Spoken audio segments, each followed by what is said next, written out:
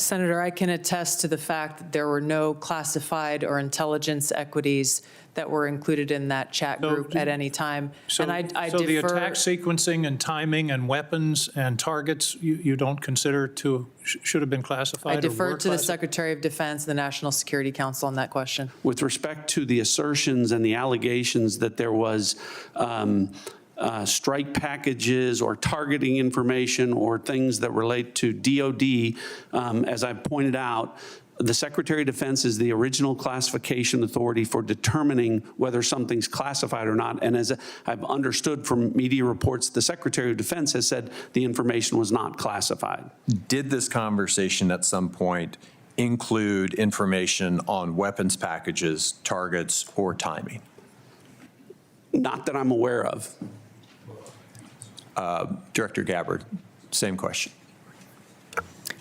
Same answer, and defer to the Department of Defense on that question. So I understand that DoD policy prohibits discussion of even what is called controlled unclassified information, or CUI, on unsecured devices. Are both of you aware of that DoD policy?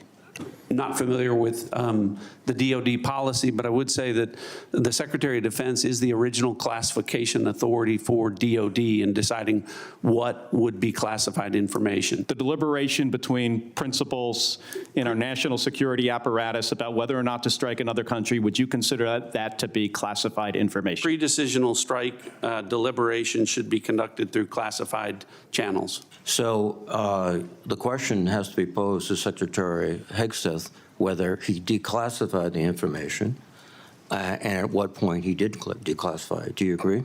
Yes, I defer questions to the Secretary of Defense. But as you've indicated previously, perhaps the Secretary of Defense was discussing classified information, and only he can be held accountable in terms of whether it was classified or declassified at the point when he spoke. Is that accurate? Well, I didn't say it that way. I said the Secretary of Defense is the original classification authority, and my understanding is that his comments are that any information that he shared was not classified. But you have no way to verify that. I don't. Sabrina, the president, though, is saying that everyone else was using Signal. We're all doing it. Why don't you, in some respects? Is that standard in the federal government for data like this? It is not. And when I was at the White House, when I was at the Pentagon, I didn't have Signal on my work phone. And so Signal is not a app that should be used by government officials.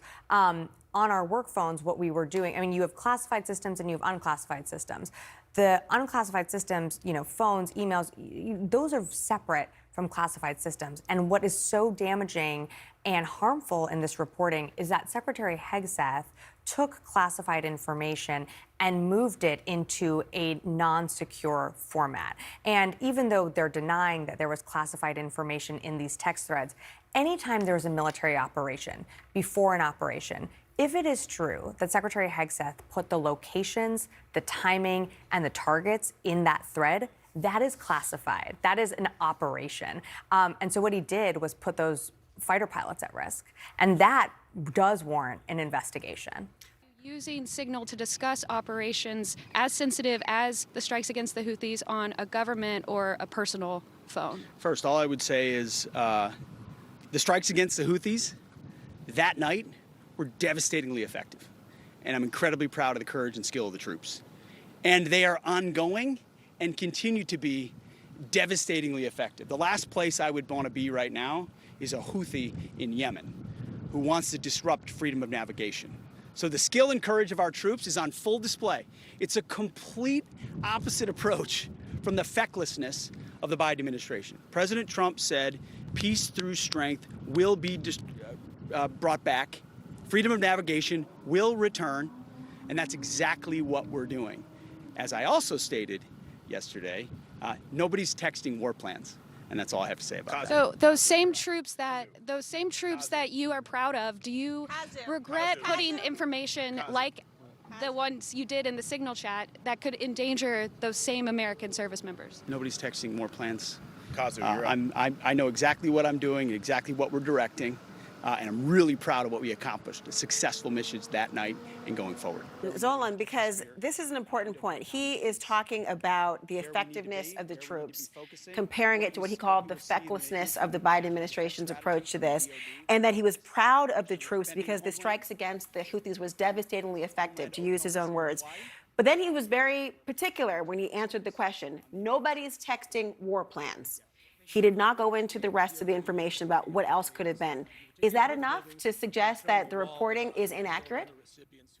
I don't think it is. I mean, at this point, he is saying, I mean, war plans, correct me if I'm wrong, anyone here, especially someone who's worked for the Defense Department, but I don't think there's one legal term for war plans. He might be using his own discretion to describe what exactly the war plans are in this instance. Look, what Jeffrey Goldberg reported is that there was sensitive details on this military strike sent in this group chat just 2 hours before the strike. I think any person that's reading this would consider that to be plans for a war, right?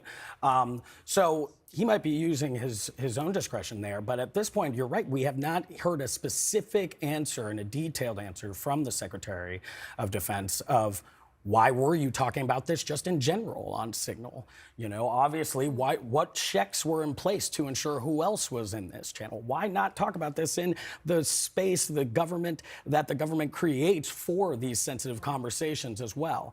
I don't think that answer will have this story go away. Is this a kind of odd arose by any other name? It's not a war plan I tweeted, or it's not a war plan that I sent. Okay, maybe it was classified or sensitive information about location or strategy or anything else. Isn't that under the same umbrella and the point the same? Look, I go back to, I think this administration has been straightforward from the very beginning, and I don't think that, to me, I don't see him playing games here with war plans. I see where we can parse it out. But again, I'm going to take him at his word. We have Mike Walls taking responsibility for this, so we have to take him at his word. And so I don't know what other suggestion there is to do, whether it is to release all of the information, but I mean, that's up to the administration, and that, to me, is what we're going to break, Walgo, is that I think that's what their review is all about, and that's what I assume this administration will continue to do. The thing about the review, too, I believe it's out of the NSC in the White House right now. One test that this creates, too, is, you know, Kash Patel said that he would lead an FBI that would be independent in his confirmation hearings. Pam Bondi saying the same thing. Will we actually see any review from the Justice Department on this, or the FBI? It does create a real test there for that. And Donald Trump also fired all of the inspector generals, who are also the check on the agencies as well.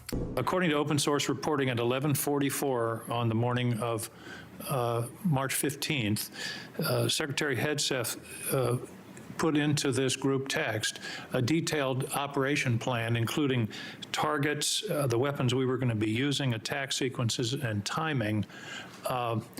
And yet you've testified that nothing in that chain was classified. Wouldn't that be classified? What if that had been made public that morning before the attack took place?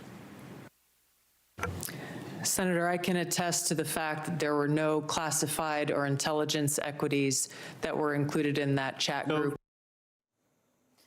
My source tonight, you just heard from there, an independent senator from Maine, Senator Angus King, and thank you so much for being here. You seemed quite skeptical of the argument about this discussion not being classified, what they were talking about. If imminent military strikes aren't classified, Senator, what is? Well, that was exactly the question I asked. I mean, you heard the question. According to Jeffrey Goldberg, and he quite responsibly didn't report the details, but he said that Hegseth's text talked about the timing, the weapons, the targets, the sequencing. And as you say, if that isn't classified, I don't know what is. And I don't understand the witnesses today saying that it wasn't classified. And of course, I followed up by saying, well, if it wasn't classified, then give us the whole text chain. Because if it isn't classified, let's see it here at the committee. And of course, there were no takers on that offer. And Caitlin, you know, people talking about this being a mistake, that seems to be the word of the day to defense. Well, it was a mistake. Well, you and I have probably, you know, texted to the wrong person by mistake, or perhaps joined a group that it wasn't the right one that we thought. But you're not the Director of National Intelligence, and I'm not the Secretary of Defense. These are the top national security officials in the country.